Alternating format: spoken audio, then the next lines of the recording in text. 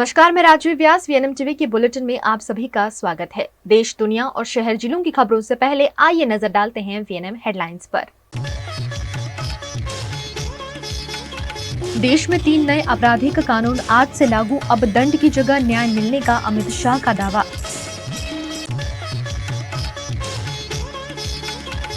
कच्छ में महिला पुलिसकर्मी की सरेआम शराब की महफिल, पुलिस की कानूनी कार्यवाही।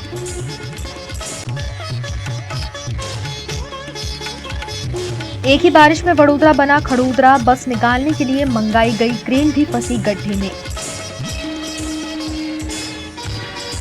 देश में अंग्रेजों के जमाने से चल रहे कानूनों की जगह 3 नए कानून भारतीय न्याय संहिता, भारतीय नागरिक सुरक्षा संहिता और भारतीय साक्ष्य अधिनियम 1 जुलाई से लागू हो गए हैं। इन्हें आईपीसी 1860, सीआरपीसी 1973 और एविडेंस एक्ट 1872 की जगह लाया गया है। कानूनों के लागू होने के बाद गृह मंत्री अमित शाह ने मीडिया को इन कानूनों की जानकारी दी। आजादी के 77 साल बाद आपराधिक न्याय प्रणाली, हमारी क्रिमिनल जस्टिस सिस्टम पूर्णतया स्वदेशी हो रही है और भारतीय इथोस के आधार पर ये चलेगी।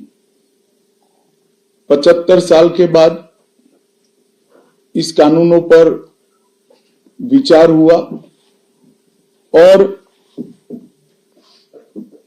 ये कानून जब आज से हर थाने में अपना काम करना चालू करेंगे, तब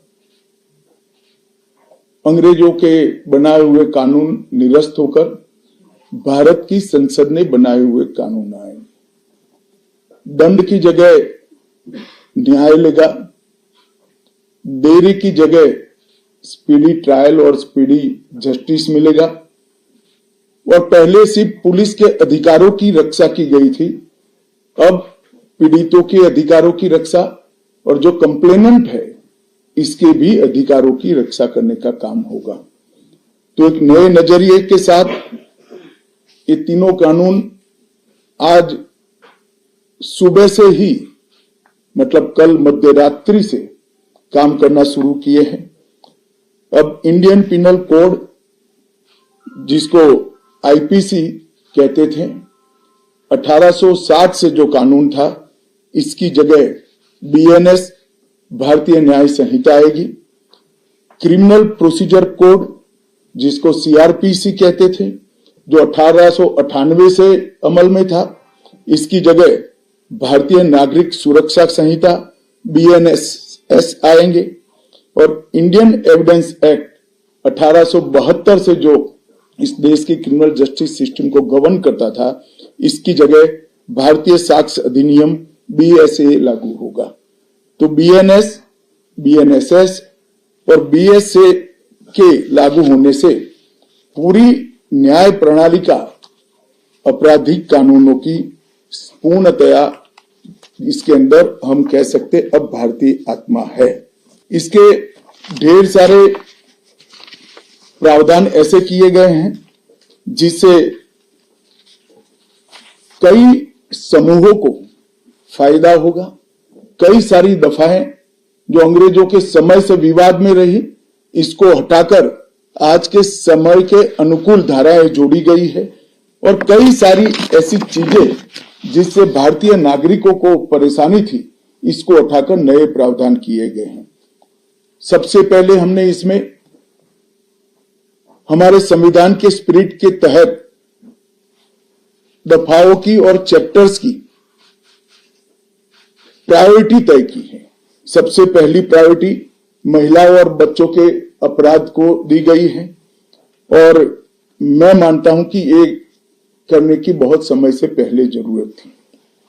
एक पूरा अध्याय इसमें जोड़ा गया है जिसमें 35 धाराएं हैं और 13 प्रावधान हैं, जिसमें गैंग रेप के लिए अब 20 साल की सजा या तो कारावास, आजीवन कारावास, नाबालिग के साथ बलात्कार में मौत की सजा, झूठा वादा पहचान छिपाकर शोषण करने वालों के लिए भी अलग से अपराध बनाया गया है। पहले सुप्रीम कोर्ट के जजमेंट से चलता था। पीड़िता का बयान उसके घर पर महिला अधिकारियों की उपस्थिति में और अपने परिजनों की उपस्थिति में लेने का भी प्रावधान किया है और इसके साथ साथ ऑनलाइन एफआईआर की व्यवस्था से भी ढेर सारी उत्पीड़न का सामना कर रही महिला एम्बरेसमेंट से बच पाएगी, ऐसा हमारा मानना है। सालों से देश भर में मॉब लिंचिंग के अपराध के लिए कानून में कोई प्रावधान नहीं था, प्रावधान करने की मांग होती थी। पहली बार मॉब लिंचिंग को परिभाषित किया गया है। नस्ल, जाति, समुदाय, लिंग, जन्म स्थान, भाषा और अन्य कारणों से जो मॉब लिंचिंग होता है, इसमें 7 वर्ष के कारावास से लेकर मृत्यु की सजा और आजीवन कारावास तक इसके अंदर जोड़ा गया है। तो एक बहुत बड़े समय से जो मांग थी वो पूरी होने जा रही है। रात 2 एक ऐसा कानून था जो अंग्रेजों ने अपने शासन की रक्षा के लिए बनाया, चाहे महात्मा गांधी हो, चाहे तिलक महाराज हो, चाहे सरदार पटेल हो, सभी लोग यही कानून के तहत 6-6 साल की सजा काटे थे। इसी कानून के तहत केसरी पर प्रतिबंध लगाया गया था। वो अपने राज्य की सुरक्षा के लिए अंग्रेजों ने बनाया हुआ कानून था। राजद्रोह को हमने जड़ से समाप्त कर दिया है और देश विरोधी हरकतों के लिए नई धारा लेकर आए हैं। पहले सरकार के खिलाफ स्टेटमेंट देना गुनाह था, अब भारत की एकता और अखंडता को क्षतिग्रस्त करने के लिए ये कानून अमल में आएगा। तो आजादी के इतने सालों के बाद ये कानून में बदलाव हुआ है, जो एक बहुत बड़ा परिचायक है हमारे संविधान के स्पिरिट का। मैं आप सभी के सामने बड़े विश्वास के साथ कहता हूं कि ये तीनों कानूनों के पूर्ण स्पिरिट के साथ देश भर में लागू होने के बाद ये कानून सबसे आधुनिक न्याय प्रणाली का सर्जन करेंगे। टेक्नोलॉजी को हमने न केवल अपनाया है, आने वाले 50 सालों तक टेक्नोलॉजी में जो भी अनुसंधान होने की संभावनाएं हैं, ये सबको कानून के अंदर हमने व्याख्या के तौर पर समाहित किया है, जैसे आने वाले समय में भी जो अनुसंधान होंगे वो व्याख्यायित किए गए। ये विश्व की सबसे आधुनिक न्याय प्रणाली बनेगी, इसका मुझे विश्वास है। कंप्यूटराइजेशन की प्रक्रिया ऑलरेडी पूरी हो गई है। 99.9% थाने कंप्यूटराइज हो चुके हैं। ई रिकॉर्ड जनरेट करने की प्रक्रिया भी हमने 2019 से ही चालू कर दी थी। 0 एफआईआर, ई एफआईआर, चार्जशीट और जवाब, ये सभी डिजिटल होगा। किसी को बड़े बड़े जेरोक्स निकालकर करने की जरूरत नहीं है। 1 लाख पेज की चार्जशीट भी एक छोटे से पेन ड्राइव से जजेस के सामने जाएगी और पक्षकर्ताओं को दिए जाएगी। 90 दिन के अंदर इस कानून में पीड़ित को, जिन्होंने न्याय की गुहार की है, उनको अपने केस का प्रोग्रेस ऑटोमेटिकली ऑनलाइन भेजा जाएगा। हमने इसके अंदर 7 साल और उससे ज्यादा सजा वाले सभी गुना में फोरेंसिक की टीम की विजिट को कंपलसरी कर फोरेंसिक एविडेंस को कानूनी जामा पहनाने का काम किया है। मैं मानता हूं कि इससे बहुत फायदा होगा। दोष सिद्धि का प्रमाण हम बहुत आगे तक ले जा पाएंगे। साक्ष्यों की रिकॉर्डिंग और जांच पड़ताल में रिकॉर्डिंग की अनुमति दी है।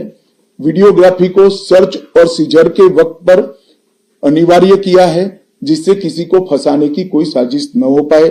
ई बयान बलात्कार की पीड़िता का या छेड़खानी की पीड़िता का ई बयान को भी कानूनी माना गया है और कोर्ट में ऑडियो वीडियो के माध्यम से पेशी करने का भी प्रावधान हमने किया है। ई पेशी में गवाह, आरोपी, विशेषज्ञ और पीड़ित सभी को कानूनी जामा पहनाने का काम किया है। इसमें जो फोरेंसिक विजिट को अनिवार्य बनाया गया है, इसको हमने दूरदर्शिता पूर्वक काम कर नेशनल फोरेंसिक साइंस लेबोरेटरी 2020 में बनाकर इसके लिए ट्रेन मैन पावर का सर्जन का काम ऑलरेडी कर चुके हैं। मुझे पूरा भरोसा है कि 3 साल के बाद इस देश में हर साल 40,000 से ज्यादा ट्रेन मैन पावर का फोर्स हमारी कानूनी क्रिमिनल जस्टिस सिस्टम की सेवा में उपलब्ध होगा। कमीशन का रेशियो इसके माध्यम से 90% तक ले जाने का हमने प्रावधान किया है और फॉरेंसिक इंफ्रास्ट्रक्चर को बढ़ाने के लिए अभी हमारी कैबिनेट ने निर्णय किया है और 9 राज्यों में फॉरेंसिक साइंस यूनिवर्सिटी के कैंपस खोले जाएंगे और 6 सेंट्रल फॉरेंसिक लेबोरेटरीज को भी हमने करा है। ये कानून विक्टिम सेंट्रिक है। पहले दिनों तक किसी को पुलिस ले जाती थी, परिवार वालों को कोर्ट में आना पड़ता था। अब हमने कंपलसरी किया है कि हर थाने में रजिस्टर होगा और ई रजिस्टर भी होगा कि कौन सा अपराधी पुलिस की कस्टडी में है, जिससे हेबियस के माध्यम से कोर्ट में नहीं जाना पड़ेगा।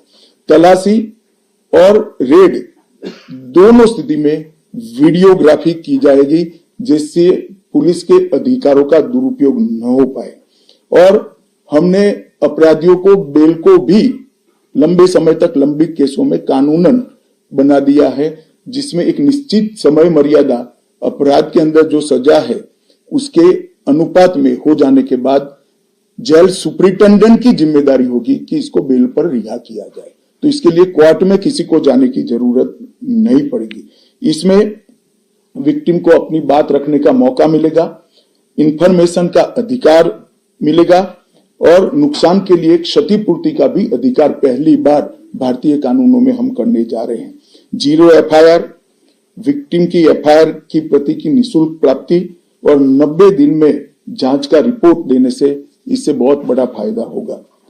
समय पर न्याय, लगभग 35 न्याय प्रणाली की 35 धाराओं में हमने समय मर्यादा निश्चित की है और एक टेक्निक के आधार पर प्रोसीडिंग्स होने के कारण भी समय पर न्याय मिलेगा। 3 दिन में एफआईआर दर्ज करनी है, 7 दिन के भीतर जांच रिपोर्ट पीड़िता के सार्वजनिक करनी है, 60 दिन के अंदर ही अपराध तय करने हैं और घोषित अपराधियों के खिलाफ 90 दिन के अंदर मुकदमा कायम करना है और आपराधिक मामलों में मुकदमे की सुनवाई के बाद ज्यादा से ज्यादा 45 दिन के अंदर जजमेंट की घोषणा करनी है। तो कई जगह पे हमने समय को कम कर बाध्य कर हमने जल्दी से न्याय मिल पाए इस दिशा में काम किया है। गुजरात की कच्छ पुलिस को बेआबरू करती घटना ने सनसनी मचा दी है।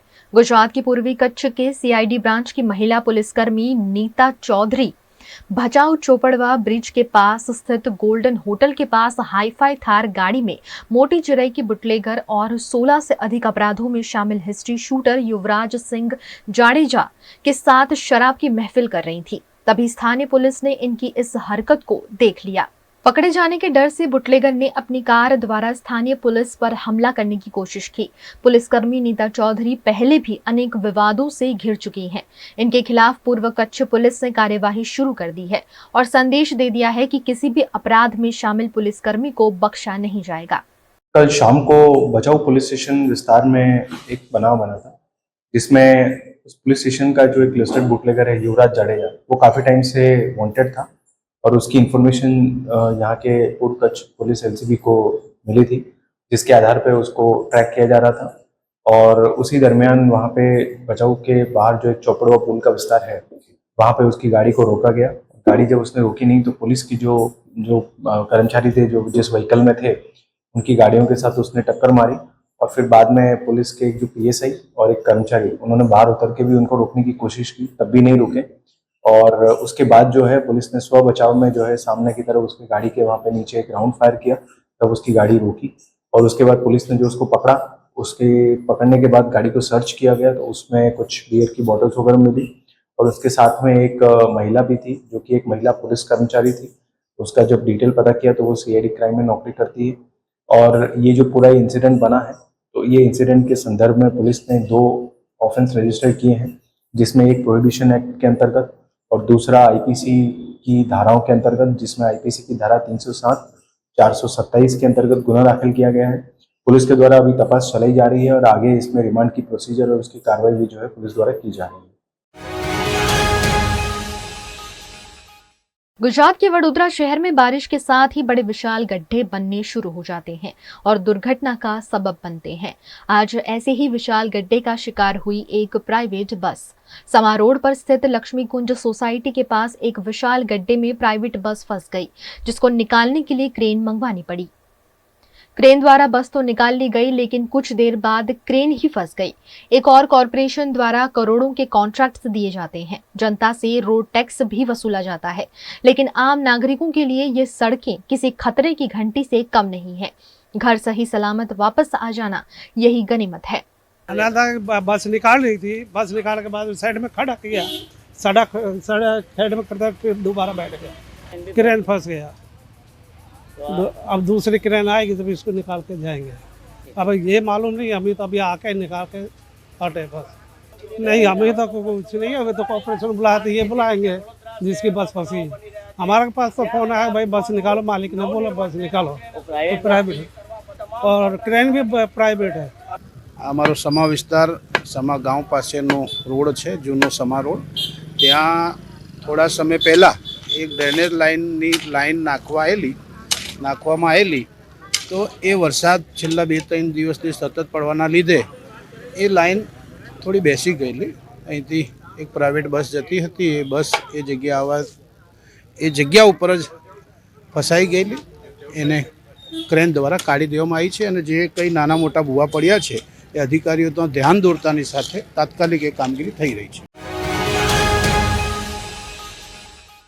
ऐतिहासिक महत्व वाले गुजरात के वडोदरा के रावपुरा पुलिस थाने में 30 जून रात 12 बजे वडोदरा के पुलिस कमिश्नर नरसिंहा कोमर ने पुलिस स्टेशन की डायरी में नोट कर शहर में भारतीय न्यायिक संहिता के अमल का प्रारंभ कराया है। इस संहिता के अमल से वयस्कों को, महिलाओं और बच्चों को ज्यादा सुरक्षा मिल पाएगी, ऐसा विश्वास भी उन्होंने व्यक्त किया है। रावपुरा पुलिस स्टेशन का निर्माण 18वीं सदी में हुआ है, जब आईपीसी 1860 का अमल देश में होता था, और अब 30 जून रात 12 बजे से आईपीसी की धारा कैंसिल कर भारतीय न्याय संहिता का अमल शुरू हुआ है। ऐसे में वडोदरा के पुलिस कमिश्नर ने इसका प्रारंभ ऐतिहासिक रावपुरा पुलिस थाने से ही करवाया है। नए कानून के अमलीकरण के लिए शहर पुलिस के 3000 से ज्यादा अधिकारियों और कर्मचारियों को विशेष ट्रेनिंग दी गई है, जिसकी सुविधा वडोदरा के नागरिकों को मिल पाएगी।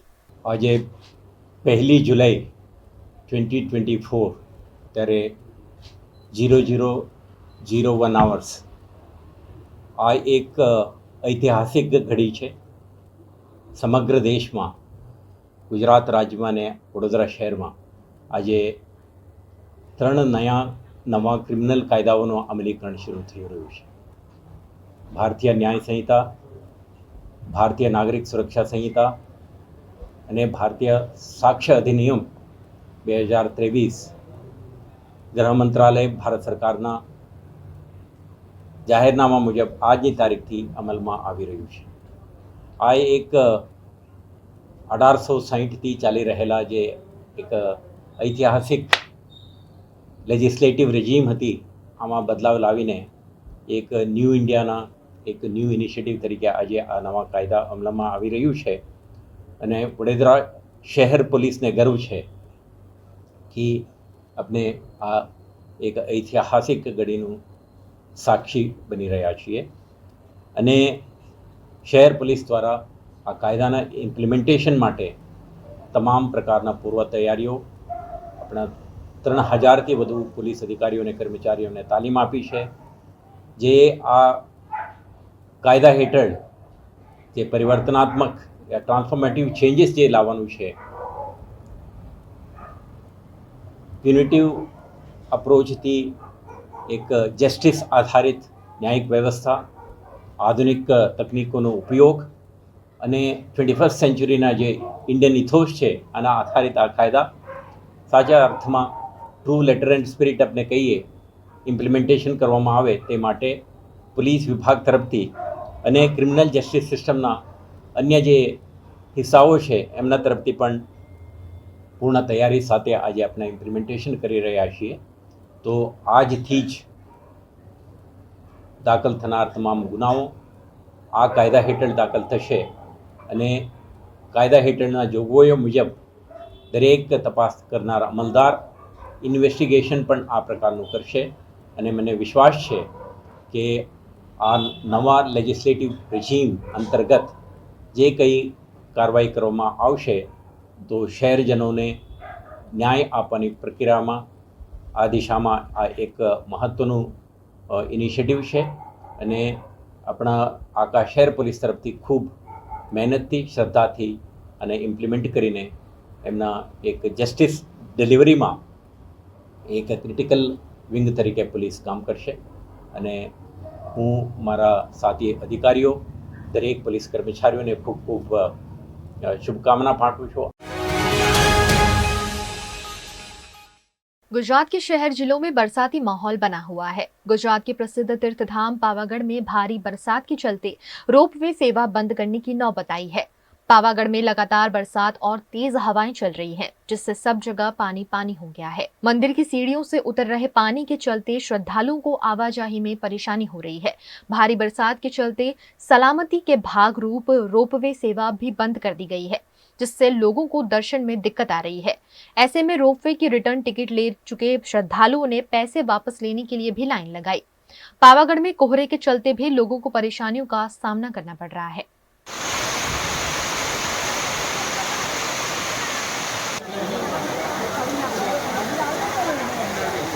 गुजरात के सूरत में भी लगातार बारिश हो रही है. तेज हवाओं और बरसात के चलते कई जगह पेड़ भी धराशायी हो रहे हैं, जिससे आवाजाही बाधित हो रही है. सूरत में कई जगह से पेड़ गिरने की घटनाएं सामने आई हैं. वहीं तापी नदी में भी जलस्तर बढ़ने से वियरकम कोजवे को बंद कर दिया गया है. उकाई के ऊपरी इलाकों में भारी बरसात के चलते उकाई डैम से पानी छोड़े जाने से तापी नदी में जलस्तर लगातार बढ़ रहा है.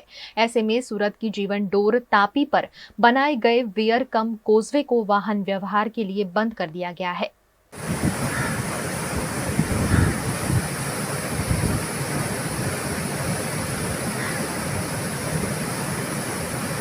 गुजरात के अमरेली के राजूला में भी लगातार बरसात बरस रही है और उसके चलते बाजारों में बरसाती पानी भर गया है. हर साल यहां के बाजार बरसाती पानी से भर जाते हैं, लेकिन पालिका द्वारा कोई ठोस कार्यवाही नहीं की जाती, जिससे व्यापारियों और शहरजनों को परेशानी होती है. ऐसे में नगर पालिका की कार्यवाही पर सवाल उठ रहे हैं. वडोदरा के सावली में भी लगातार बरसात हो रही है. ऐसे में सड़कों पर गड्ढे पड़ने की घटनाएं सामने आ रही हैं. सावली के भाटपुरा रोड पर पड़े गड्ढे में आइसर ट्रक पलट गई. सावली में जगह जगह बरसाती पानी भर गए हैं, जिससे प्री मानसून कार्यवाही की पोल खुल गई है. वहीं गड्ढों में गिरने से दुर्घटनाओं का दौर भी लगातार जारी है, जिससे लोगों में दहशत का माहौल है. सावली नगर पालिका सिर्फ टैक्स वसूली में ही सज्जन होने के बाद भी यहां के लोगों में चर्चा में है. वडोदरा के शिनोर मालसर रोड पर भी बारिश के चलते अप्रिय घटनाएं लगातार सामने आ रही हैं. यहां शिनोर मालसर रोड पर नीलगिरी का पेड़ धराशायी होने की घटना घटी है, जिससे आवाजाही में परेशानी आ रही है. इस सड़क पर सेवा सदन कोड GB सब कुछ है. ऐसे में सड़क के बीचों बीच गिरे पेड़ के चलते वाहन चालकों को परेशानियों का सामना करना पड़ा. VNM टीवी पर वक्त है एक छोटे से ब्रेक का. ब्रेक के बाद जल्द हाजिर होंगे कुछ और खबरों के साथ. बने रहिए हमारे साथ.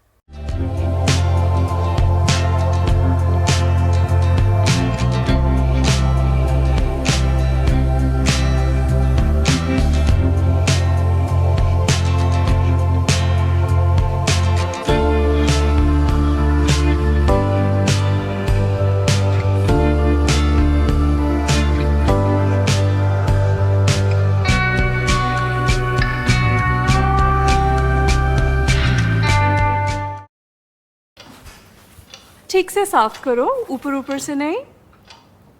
BLDC मतलब बोरिंग लुकिंग. इसको साफ करके क्या फायदा? इतनी बेइज्जती.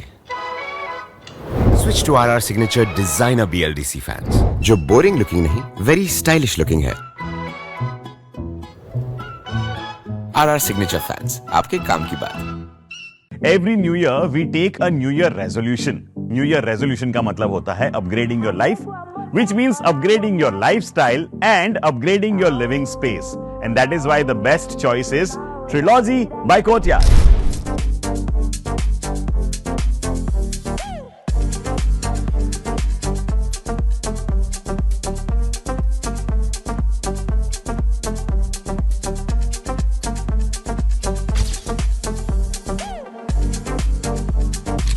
Trilogy by Courtyard. Finest architecture, world-class amenities, and a great space to live. Come check it out.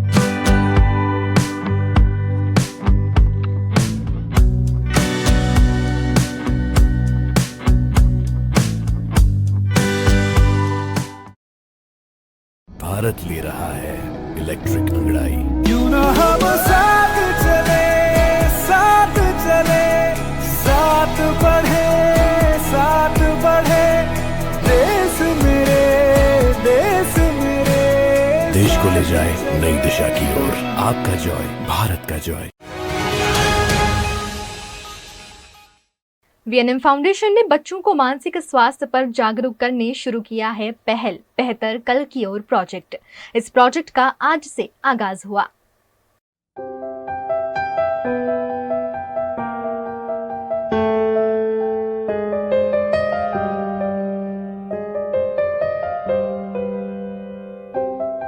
जब मानसिक स्वास्थ्य की बात हो तब हमेशा हर एक व्यक्ति ये सोचता है कि मुझे कुछ नहीं हो सकता। मानसिक स्वास्थ्य के बारे में कोई बात करने को तैयार नहीं है। ये मैं बात कर रही हूँ बड़े लोगों की। मगर जब बचपन से ही अगर मानसिक स्वास्थ्य के बारे में बताया जाए तो शायद ये जो सोच है उसमें हम बदलाव ला सकते हैं। बस इसी सोच के साथ में वीएनएम फाउंडेशन ने शुरू किया है पहल बेहतर कल की ओर। और ये प्रोजेक्ट आप सब जानते ही हैं, पिछले साल शुरू हुआ था, इस साल फिर स्कूल ओपन हो चुकी हैं। ये प्रोजेक्ट का आगाज़ आज से हुआ है और ये प्रोजेक्ट इस बार नगर प्राथमिक शिक्षण समिति की school Akota police line road पर स्थित है माँ भारती प्राथमिक शाला। और यहाँ पर इस बार हम इन बच्चों को मानसिक स्वास्थ्य के बारे में बताने वाले हैं। और ये बच्चों का जो ग्रुप है वो है 5th स्टैंडर्ड से 9th स्टैंडर्ड तक। इस साल 9th स्टैंडर्ड भी शुरू हो चुका है। अवेयरनेस पर कोई फाउंडेशन काम करता भी है तो उसे सपोर्ट कम मिलता है, मगर वीएनएम फाउंडेशन के लिए ऐसा नहीं है।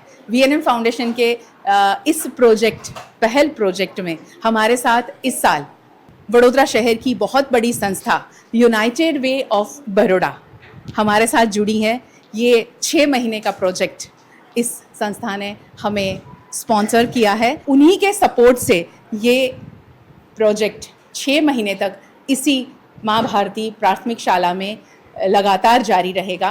मानसिक स्वास्थ्य यानी कुछ बहुत बड़ी बातें इस प्रोजेक्ट में नहीं होने वाली हैं। छोटी छोटी बातें जो उनको मानसिक तौर पर बहुत ज़्यादा स्वस्थ बनाती है, सोच में बदलाव लाती हैं, ऐसी कुछ बातें बताने वाले हैं। अब बात करेंगे आनल से जो इस प्रोजेक्ट को लीड कर रही हैं। आप सब जानते ही हैं आनल मोदी कम्युनिटी साइकोलॉजिस्ट हैं जो हमारे साथ अब बात करेगी। आनल की हमेशा से एक ही सोच रही है कि वो कम्युनिटी के लिए काम करें।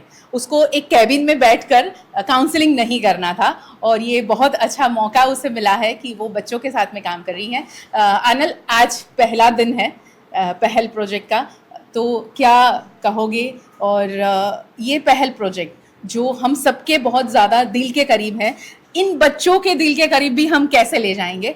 इस बार क्या क्या नया होने वाला है उसके बारे में कुछ बताओ। जैसे लास्ट ईयर किया था, बहुत सारी एक्टिविटी इस बार भी हमने प्लान की है और एक जर्नल भी हम इंट्रोड्यूस करने वाले हैं जहाँ पे बच्चे जो भी सीख रहे हैं वो, जैसे हम बड़े एक जर्नल मेंटेन करते हैं हमारी लाइक डिसलाइक के बारे में मेंशन करते हैं, वैसे ये बच्चे भी एक जर्नल में अपनी इच्छाएं के बारे में, अपने सपने के बारे में, उनको जो बनना है, क्या पसंद है क्या नहीं पसंद है, वो सारी चीज़ें वो जर्नल में वो मेंशन करेंगे। और बहुत सारी एक्टिविटीज़ अलग अलग तरीके से, अलग अलग टेक्निक से हम उनको सिखाएंगे। जैसे मैडम ने कहा कि हम एज अ ह्यूमन बीइंग बहुत बड़े बड़े सपने होते हैं, बहुत बड़ी बड़ी बातें करते हैं, पर खुश रहने के लिए हमेशा छोटी छोटी बातें बहुत मायने रखती है।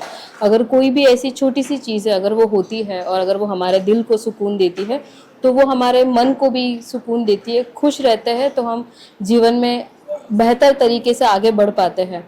और WHO की जो इस बार की एक डेफिनेशन है नई, उसमें भी हेल्थ मतलब सिर्फ फिजिकल वेलबींग नहीं, पर मेंटल वेलबींग को भी उन्होंने इतना ही महत्व दिया है।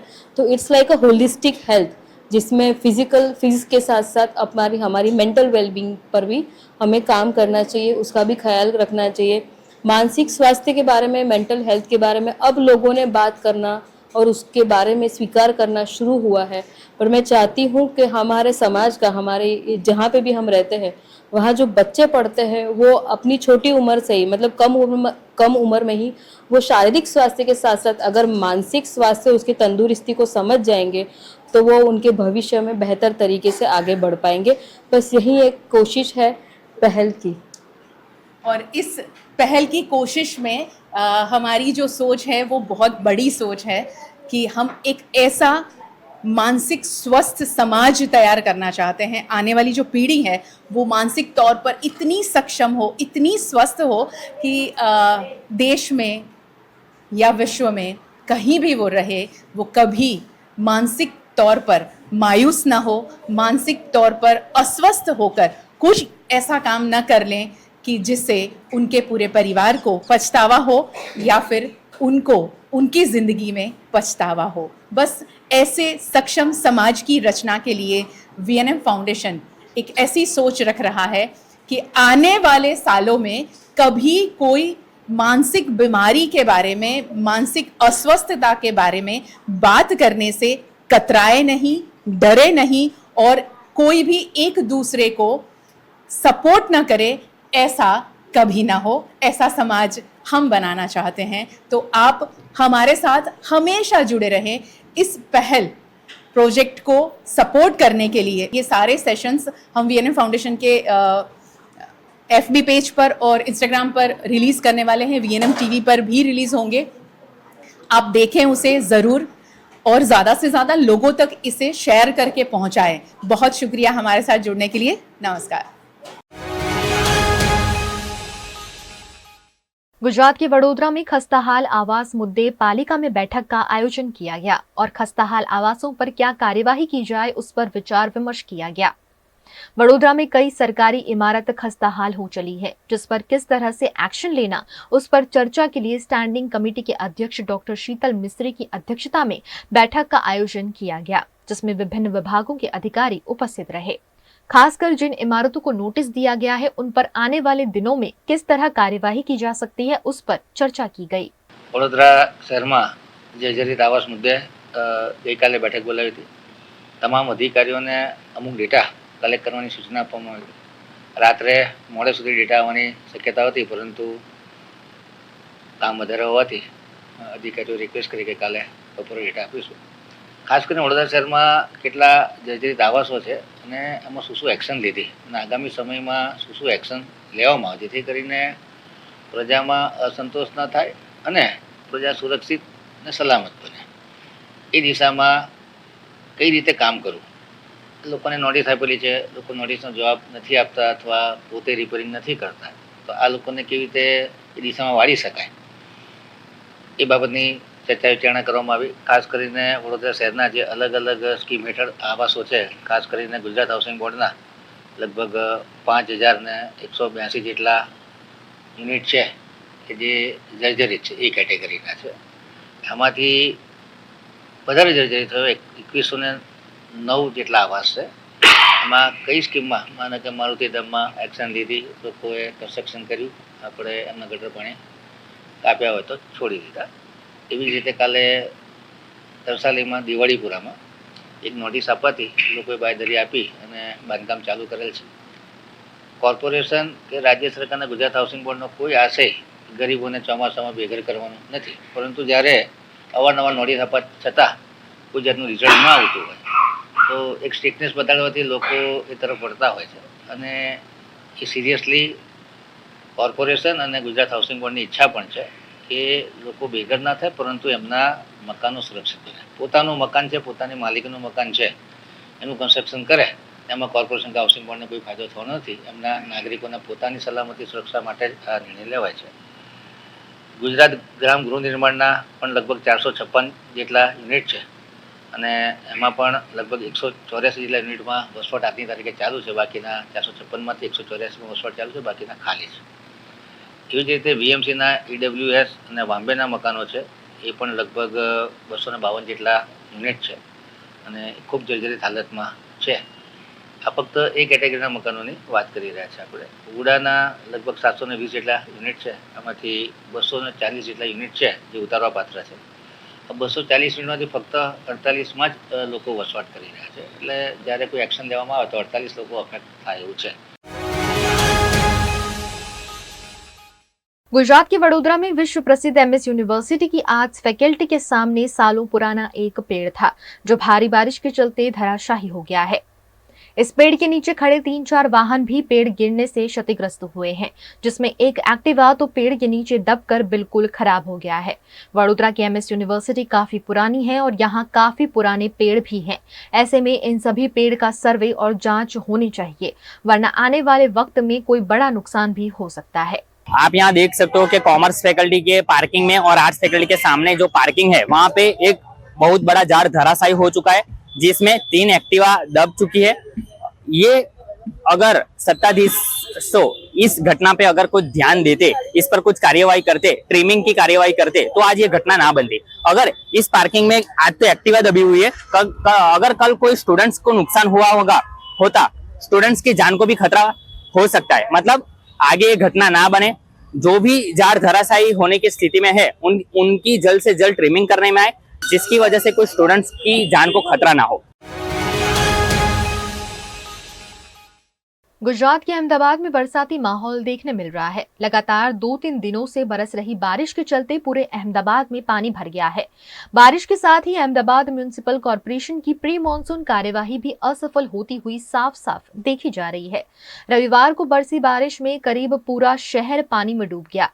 स्मार्ट सिटी की बातें सिर्फ कागज पर रह गई और अलग अलग प्रोजेक्ट के नाम पर खर्च किए गए करोड़ों रुपए पानी में डूब गए। कई जगहों पर अप्रिय घटनाएं भी दर्ज की गई, जिस पर अहमदाबाद म्युनिसिपल कॉर्पोरेशन के विपक्ष नेता शहजाद खान पठान ने खुद सड़कों पर उतरकर अहमदाबाद की सड़कों की समीक्षा की और प्री मॉनसून कार्यवाही पर सीधे सीधे सवाल उठाए।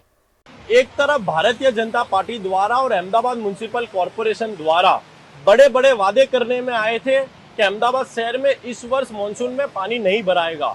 110 रोड की लिस्ट निकाली गई थी और ये कहा गया था कि इन रोड पर कार्य स्टॉर्म वाटर का पूरा कर दिया गया है और अब इसमें पानी नहीं भराएगा। एक तरफ प्री मॉनसून के नाम पर करोड़ों रुपए खर्च करने का दावा किया गया था, लेकिन आज सुबह से अहमदाबाद शहर में बरसात हुई और आप देख सकते हो कि अहमदाबाद शहर का सबसे पॉश विस्तार यानी कि सिंधु भवन विस्तार, जो अहमदाबाद म्युनिसिपल कॉर्पोरेशन को सबसे अधिक टैक्स भरता हो, ऐसे पश्चिम विस्तार की यदि ये परिस्थिति होती हो तो अहमदाबाद शहर के दूसरे विस्तारों की क्या परिस्थिति होती होगी। एक तरफ प्री मॉनसून के नाम पर एसी चैम्बरों में बैठकर बड़े बड़े वादे करने में आए थे, लेकिन लगातार आप देख सकते हो कि अहमदाबाद शहर के सभी विस्तार हो, सबसे खासकर पश्चिम विस्तार हो, गोता, सिंधु भवन, एसजी हाईवे, वस्त्रापुर, इन सभी विस्तार ने बारिश में अहमदाबाद म्युनिसिपल कॉर्पोरेशन की पोल खोल के रख दी है। कांग्रेस पार्टी ये मांग करती है कि बड़े बड़े वादे ना किए जाए, स्थल पर कार्य किया जाए, क्योंकि प्री मॉनसून के नाम पर जो करोड़ों रुपए का खर्च करने का दावा किया गया है वो पूरी तरीके से फेलियर साबित दिखाई देता है। गुजरात के वडोदरा में वीआईपी यूनिट जीएसीबी की Shri JR. Shah bright school में स्टूडेंट यूनियन इलेक्शन का आयोजन किया गया। छात्रों को बचपन से ही इलेक्शन और स्टूडेंट यूनियन के बारे में जानकारी देने के लिए हर वर्ष स्कूल में ये आयोजन किया जाता है, जिससे बच्चे खुद अपने प्रतिनिधि का चुनाव करते हैं। आज स्कूल में चुने हुए प्रतिनिधियों को उनकी भूमिका समझाते हुए उनकी जिम्मेदारी सौंपी गई। I am Rajan Solanki from Bright School CBSE Karilibag. We are elected and selected as the council members. Today we had the Invest Teacher ceremony. We will maintain discipline in the school, and this is a very proud moment for us. We will uphold the banner of the school and keep it flying high. Today we were having investiture ceremony in Bright School CBSE unit Karilbag, and we are selected as council members, and we will uphold the banner of the school at the high, and we will maintain discipline in the school. VNM पर वक्त है एक छोटे से break का। Break के बाद जल्द हाजिर होंगे कुछ और खबरों के साथ। बने रहिए हमारे साथ।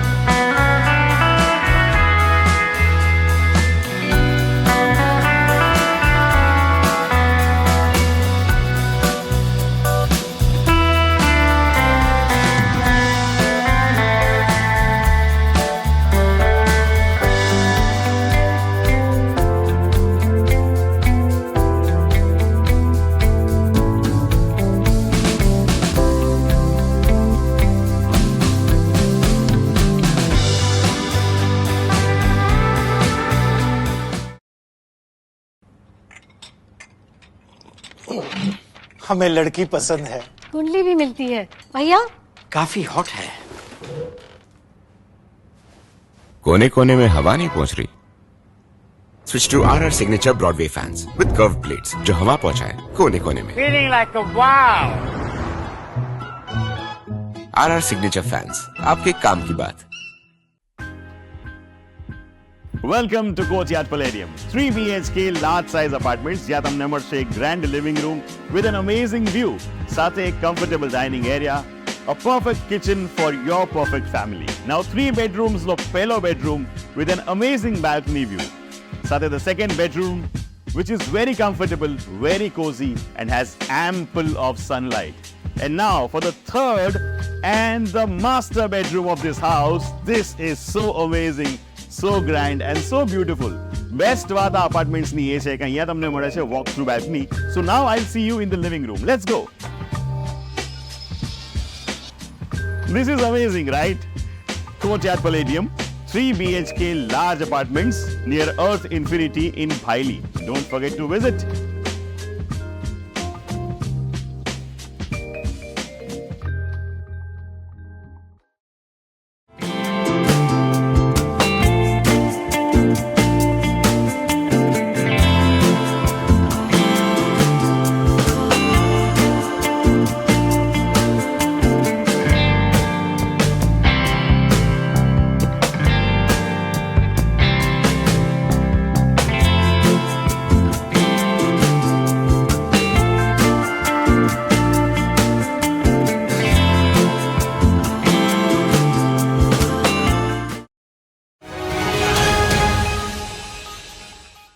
गुजरात में साइक्लोनिक सर्कुलेशन सिस्टम सक्रिय होने से कुछ शहरों में भारी से अति भारी और अत्यंत भारी बरसात का अनुमान मौसम विभाग ने जताया है।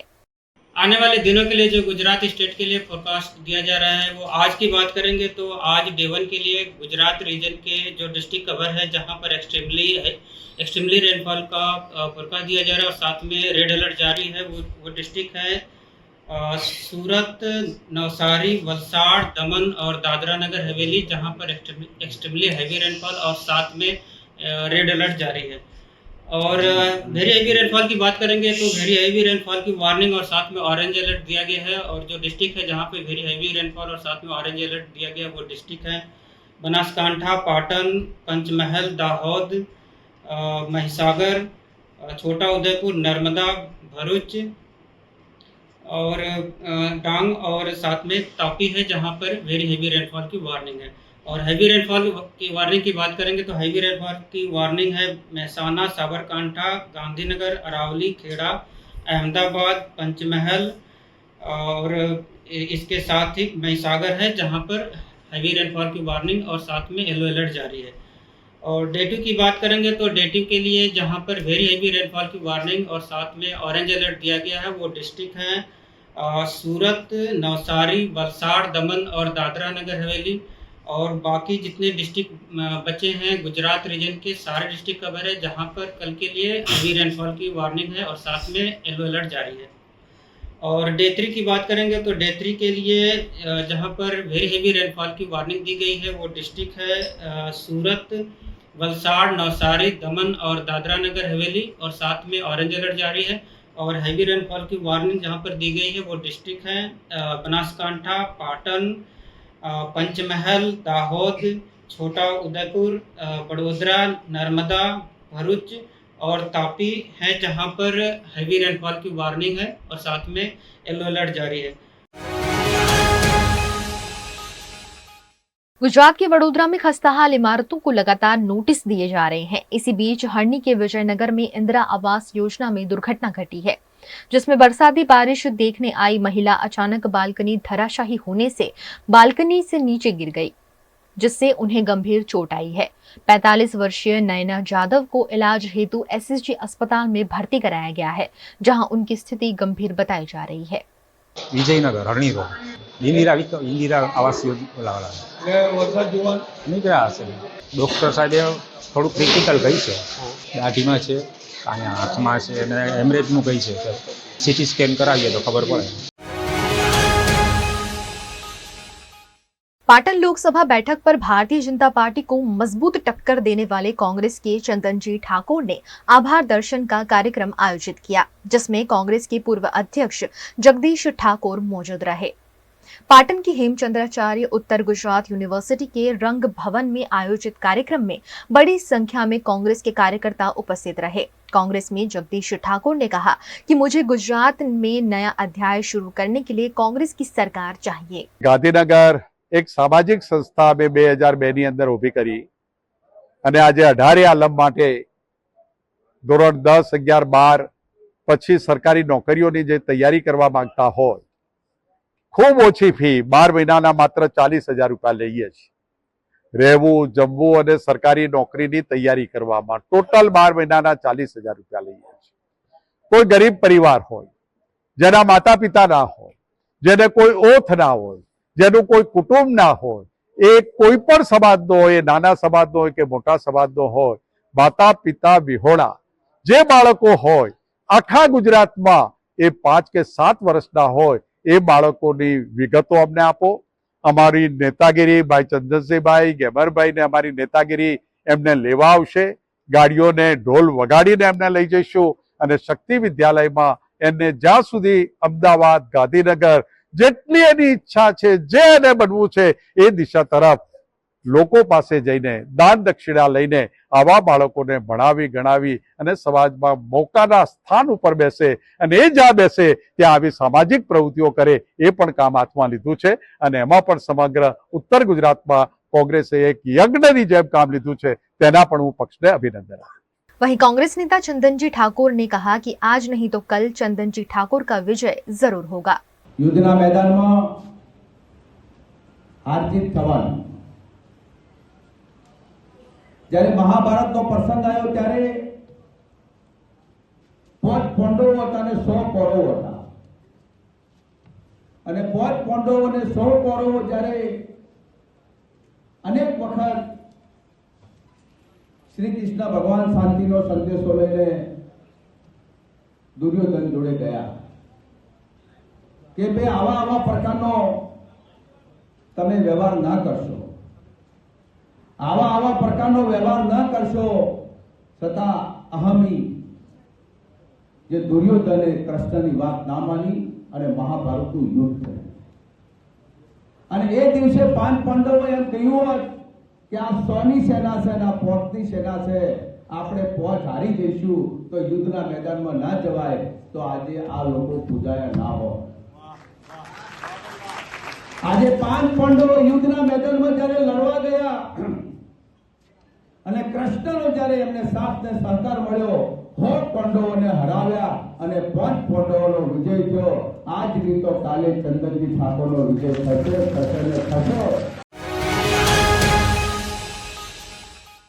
उत्तर प्रदेश के आगरा में अखिल भारतीय ग्राहक पंचायत जिला आगरा द्वारा मोबाइल कंपनियों द्वारा दरों में वृद्धि मुद्दे अहम बैठक हुई। दूरसंचार कंपनियों की मोबाइल सेवाओं की दरों में बढ़ोतरी को लेकर उत्तर प्रदेश के आगरा में भारतीय ग्राहक पंचायत द्वारा नवज्योति बिल्डिंग के सेवा भवन में अहम बैठक की, जिसमें इस मुद्दे विरोध उठा है। इस बैठक में जिलाध्यक्ष मुरारी लाल गोयल के अनुसार इसका असर सीधा उपभोक्ताओं पर पड़ता है। आज हर कोई मोबाइल यूज करता है। इस संबंध में केंद्रीय संचार मंत्री को संबोधित ज्ञापन जिलाधिकारी को सौंपा जाएगा। अखिल भारतीय ग्राहक पंचायत की आज आवश्यक बैठक यहाँ आहूत हो रही है, जिसमें कि टेलीकॉम कंपनियों, एयरटेल है, वोडाफोन है, जियो है, इन सब कंपनियों ने अचानक उपभोक्ता और ग्राहकों पर जो बोझ डाला है, जो कि बिना किसी मानक के, और जबकि आज जितनी भी टेलीकॉम कंपनियां हैं, इन सब ने धीरे करके जिस तरीके से स्लो पॉइजन देने का काम किया है उपभोक्ता को। अब आज टेलीकॉम और मोबाइल के यूजर, चाहे वो मजदूर हो या किसान हो या हमारे छात्र छात्राएं हों, स्कूल के पढ़ने वाले बच्चे हों, सबकी सब इस 25% तक की वृद्धि से आहत में हैं। और इसको लेकर एक ज्ञापन जिलाधिकारी जी को दिया जाएगा, जो कि टेलीकॉम कंपनी के संचार विभाग के मंत्री तक, कैबिनेट मंत्री तक, वो उस बात को पहुंचाने का काम माननीय जिलाधिकारी के माध्यम से किया जाएगा। और शीघ्र ही बुधवार को 3 तारीख को ये ज्ञापन माननीय जिलाधिकारी को दिया जाएगा, जिससे कि हम ग्राहकों की, उपभोक्ताओं की, किसानों की, बच्चों की, स्कूल की, व्यापारियों की, सबकी बात हम वहाँ तक पहुँचा सकें, जिससे कि न्याय की हम पूरी उम्मीद करेंगे और ये इसको स्थगित करा जाए या कुछ इस पर रियायत राहत दी जाए। VNM-TV की खबरें अब आप YouTube, Facebook, Instagram के अलावा OTT प्लेटफॉर्म पर भी लाइव देख सकते हैं। डेली हंट, जियो टीवी, वोडाफोन टीवी और जियो फाइबर पर 498 नंबर के चैनल पर भी 24 घंटे VNM-TV आपके लिए उपलब्ध है। देखते रहिए VNM-TV। नमस्कार।